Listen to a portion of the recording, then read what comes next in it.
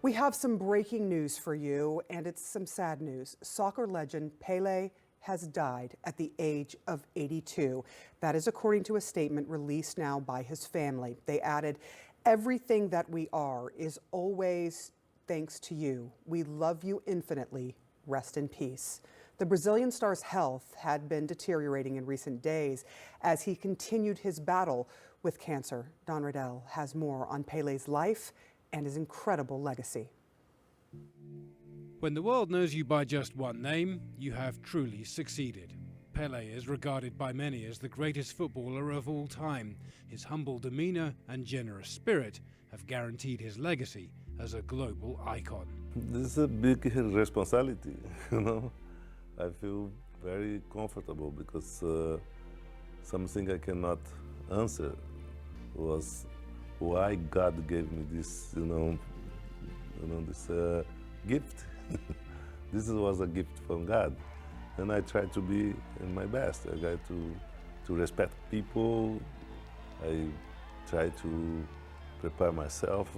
I try to be always in good shape. The most important, respect people.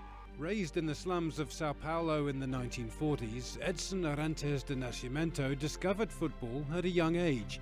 He made his debut for Santos at the age of just 16, and within a year he was scoring goals for the Brazilian national team. By this time he was better known by his nickname, Pelé, and in 1958, at 17, he became the youngest man to play in a World Cup final, scoring twice as Brazil beat Sweden. It was the first of 3 world titles he'd helped win for his country. He electrified audiences with his fancy footwork and ability to score seemingly impossible goals, so it was something of a disappointment that his 1000th goal was a penalty.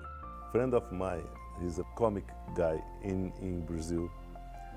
He say, "Listen, God stopped the game because everyone has to see your 1000 goal." That's the reason it was the penalty kick. After his goal, the game against Vasco da Gama was stopped for several minutes to celebrate his landmark achievement. In 1967, Pelé learned that he and his team had the power to stop other things too, when their visit to Nigeria prompted warring factions to call a 48-hour ceasefire in the country's civil war. We stopped war because the people are so crazy for football.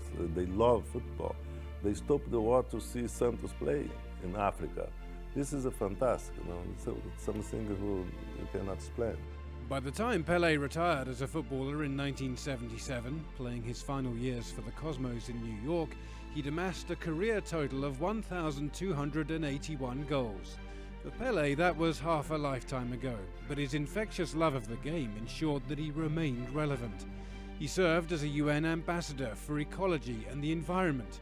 He rubbed shoulders with state leaders all over the world, and he received an honorary knighthood from Queen Elizabeth in 1997.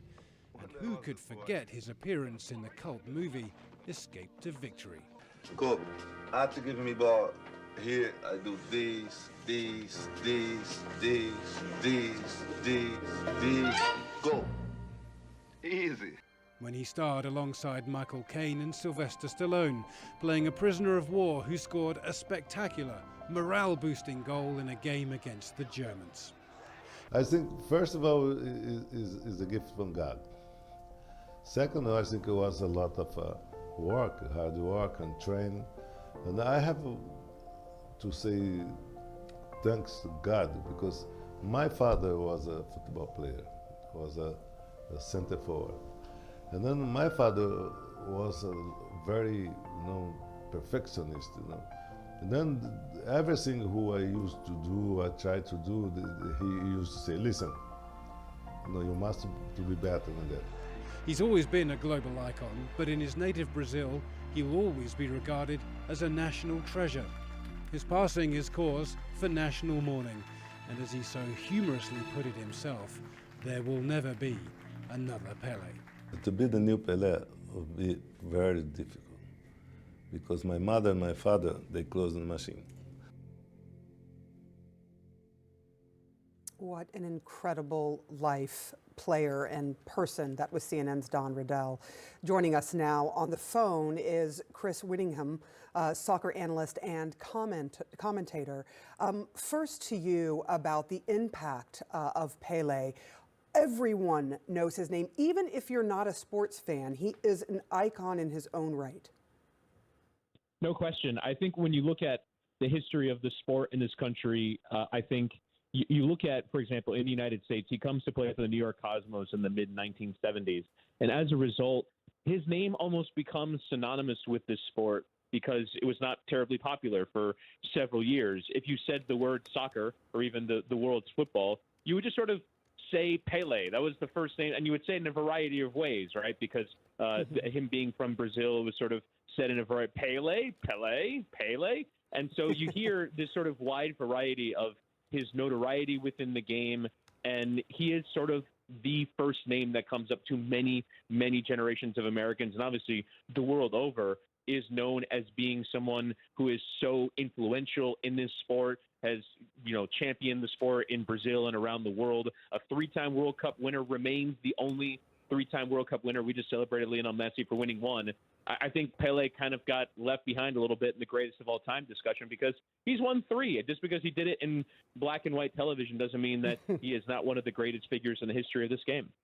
Yeah, I was going to ask you about the comparisons that will certainly be made, but he had 1,281 goals in his lifetime. You talked about him winning 3 World Cups. One of the stories that I had heard about him and that always struck me was that during 1967, there were factions that were fighting a civil war in Nigeria, and this is the power of Pelé. They agreed, the two sides fighting agreed to a ceasefire so that he could play an exhibition match in Nigeria. It just goes to show you the power this man had to bring people together. He literally stopped the fighting so that he could just come and play and give people relief. Do you have any stories that you particularly like to remember about Pelé? Yeah, for me, I think it's just sort of his impact on the sport in the United States. I don't think it can be understated. You talk to people who are agnostic to soccer in the United States, and even they, for a brief moment in time in the mid-1970s when he played for the New York Cosmos, and like you say, it's just sort of his ability to present that impact almost no matter where he is. Because it's very easy to suggest global celebrity now, right? I mean, we have social media, we have all these abilities to sort of translate celebrity. But I think when you look at where the globe was back then, he wins the World Cup in 1958 and again in 1962. And in 1958, arrived to the Brazil squad as a 17-year-old and lit up that World Cup and scored a goal in the final against Sweden. And he, from there, becomes this one word that is synonymous with sport and, like you say, almost with diplomacy in a weird way. He can go any single place in the world and stop traffic and stop what was going on. I remember growing up and hearing this man's name, and it was like, it was vaunted. It was laudable. It was something that was synonymous with something that we can't even access because it came from a different time. And yeah, to me, the way that he came to the United States and changed the way that Americans viewed soccer was just sort of incredible. And I think laid some of the groundwork for what we see today with Major League Soccer, with a lot of the way that the sport has grown. I think that period in the 1970s when a lot of big soccer stars headlined by Pelé came over was a huge part of it. He was a beautiful player in the beautiful game, but also a beautiful spirit, and he did a lot after soccer. And the one thing that I think we all remember, anyone who has seen video of Pelé playing or got to see him in person, it is that famous bicycle kick. He made that famous, and you now see players doing it as well, but an incredible athlete and person. And I do just want to end here with what his name really is. People called him Pelé, but actually his official name is Edson Arantes de Nascimento. We all knew him as Pelé. He is now gone from this earth, but his memory remains. Thank you so much, Chris Whittingham. Thank you.